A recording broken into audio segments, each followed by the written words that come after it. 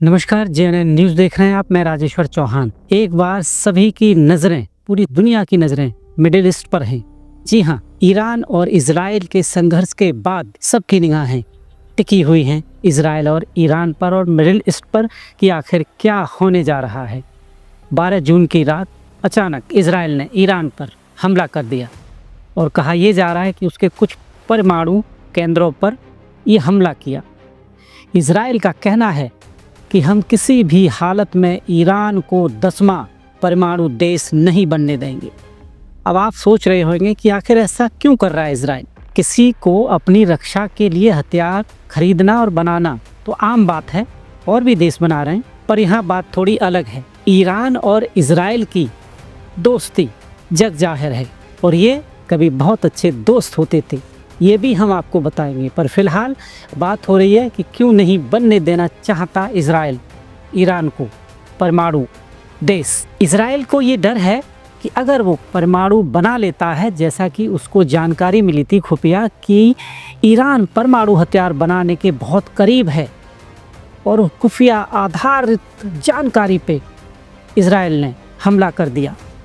और वो जानता है कि आने वाले वक्त में अगर ईरान ये परमाणु बना लेता है तो इनका उपयोग वो सिर्फ इजराइल के खिलाफ ही करेगा।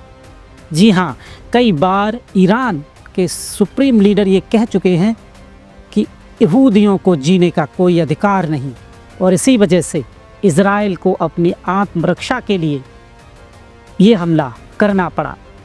और पूरा मिडिल ईस्ट अब ये देख रहा है कि आखिर ये युद्ध कहाँ जाएगा। ईरान और इजराइल की इतनी अच्छी दोस्ती थी तो आखिर ये दुश्मन कैसे बने, अब जानते हैं। ये बात 1979 की है। उस वक्त मोहम्मद रजा का शासक था। वो एक राजशाही शासक थे और उनका झुकाव अमेरिका और इजराइल की तरफ था।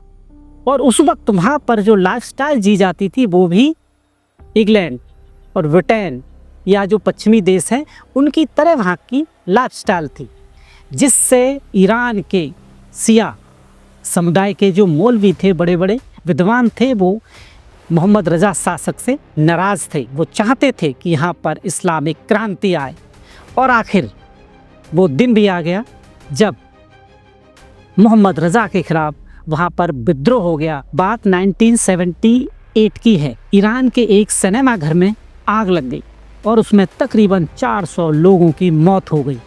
और इसी के साथ वहाँ के जो शासक थे मोहम्मद रजा के खिलाफ वहाँ पर आंदोलन होने लगे। शिया समुदाय के बड़े बड़े लीडर, मजदूर से लेकर बुद्धिजीवी, सभी ने उनके खिलाफ मोर्चा खोल दिया।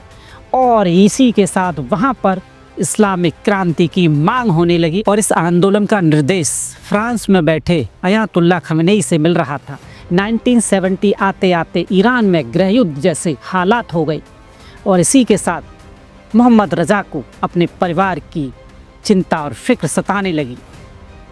और इसी के साथ अयातुल्ला खमेनेई का वतन वापसी की मांग उठने लगी। विरोध प्रदर्शन की वजह से शाह और उनके परिवार की सुरक्षा की चिंता होने लगी।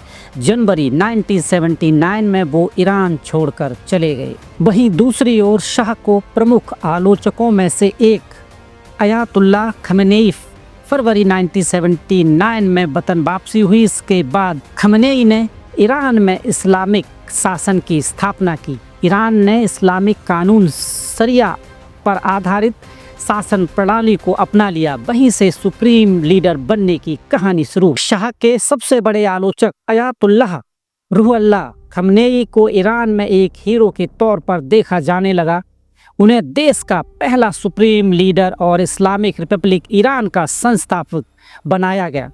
उनके निधन के बाद यह पद अयातुल्ला अली खमेनेई को सौंपी गई। गौरतलब है कि ईरान में सुप्रीम लीडर बनने की अयातुल्ला होना ज़रूरी है, यानी यह पद शीर्ष स्तर से धर्मगुरुओं को ही दिया जा सकता है। ईरान की राजनीति का सबसे महत्वपूर्ण पहलू ये भी है कि वहाँ के राष्ट्रपति को बेशक वहाँ की जनता करती है, पर वहाँ के सबसे बड़े फैसले लेने का अधिकार सुप्रीम लीडर को ही होता है। ईरान के राजनीतिक ढांचे को कुछ यूं समझ सकते हैं कि एक ओर जहां देश में जनता द्वारा चुनी हुई संसद और राष्ट्रपति है, वहीं दूसरी ओर सर्वोच्च नेता द्वारा नियंत्रण अनियंत्रण संस्थाएं हैं, दोनों मिलकर देश चलाते हैं। साल 1979 इस्लामिक क्रांति के बाद ईरान में 2 ही ऐसे लीडर हुए हैं जो सर्वोच्च लीडर के पद तक पहुंचे थे, जिसमें पहले थे अयातुल्लाह रुहुल्लाह खुमैनी,